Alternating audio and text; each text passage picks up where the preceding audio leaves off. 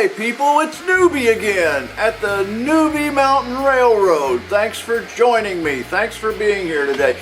And today, let me tell you what's going on. I've been working down here today basically on rolling stock. I've got several engines that don't work. I've been trying to get them operational. Not a great deal of success, really. And part of it is because I take those locomotives apart and I just can't figure out what's wrong with them. Now one I did find a bad decoder, and the way I figured that out was I took a meter and I measured the voltage getting to the decoder contacts where it comes up from the track to the engine, and that showed me 14.5 volts, whatever it is, AC, which is what's coming through the track. So that was fine. And then I went to the tabs that go to the motor in the Loco, and I measured the voltage there, and it was like 0.03 volts DC. Now that should be a DC voltage to go to the motor. And then I turned the controller, changed the speed, and that 0.03 voltage never changed. So that tells me that one's a bad decoder. But anyway, so I'm replacing that decoder. I haven't got the new one yet, but so that'll take care of that one, I hope. But a couple of others that I've got that aren't operational, I just was not able to figure out what the problem was, and that's pretty frustrating. But anyway, so the other thing I've been working on is let's see now. I thought I had a couple of trains running. Yeah, well there's one. Yeah, there's a couple of trains running, and you see, for me, they're relatively long trains, and so I've had these two trains running for a couple hours actually, I think, while I was working on stuff over at the workbench, and so I sat down here, I set up the camera and got ready to record, and would you know it, the car fell off the track. And it never fails, it never happens. It never works out the way it's supposed to.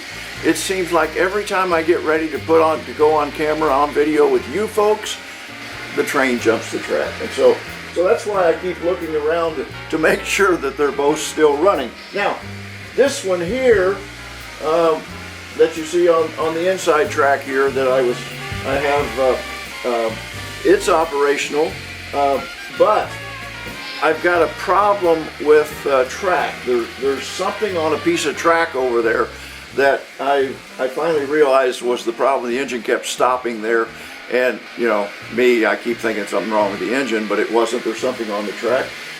It's a kind of a sticky substance. I don't know where it came from, but anyway, so I've got to clean that off before this engine will run around that inside loop. And you see it sitting right here right now, and it's not actually on the track, that's why. Anyway, so the engine's off the track, but anyway, and then I see I got a train parked in the siding here, which was the plan for that. You see in the distance over there next to the yard area, I've got the Amtrak sitting there, and I've still not been successful in getting a long Amtrak train to run. I don't know what I'm going to have to do. That's another thing I've been working on. Worked on a couple of those Amtrak cars to see if maybe it's the trucks getting hung up underneath the car that's causing them to derail. I don't know. I'm still working on that. Hopefully I can get, like I say, I wanted to get a long Amtrak train running at some time. And by that I mean 7, 8 cars maybe, I don't know.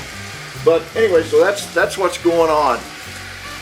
Not really a lot to show you, because when I'm sitting over there at the bench working on engines and cars and that stuff, I mean, that to me, that's just downright frustrating work.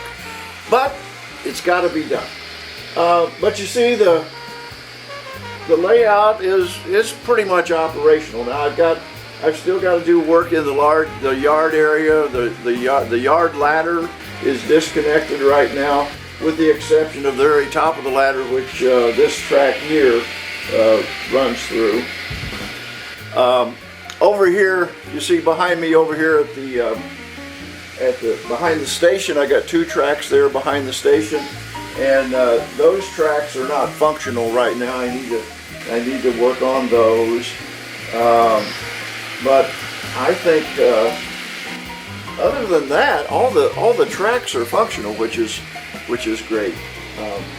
And then I still got the area down around the engine house to work on. So I got lots of stuff to do. It's not like I'm looking for anything to do when I come down here. It's a matter of, okay, what am I going to do? Because there's a lot of stuff to get done. And but you know, I'm getting there, I hope. And like I say, look at this. I mean, what is neater than that? Now, yeah, that's not a real long train as goes with a lot of you folks, but that's about the extent of the length of the train that I can run, mainly because of my siding lengths where I want to park the train. So that train's about as long as will fit in one of my parking sidings. But anyway, so that's it for today. Thanks for watching. Thanks for tuning in. Thanks for subscribing. If you haven't subscribed, hit that little button.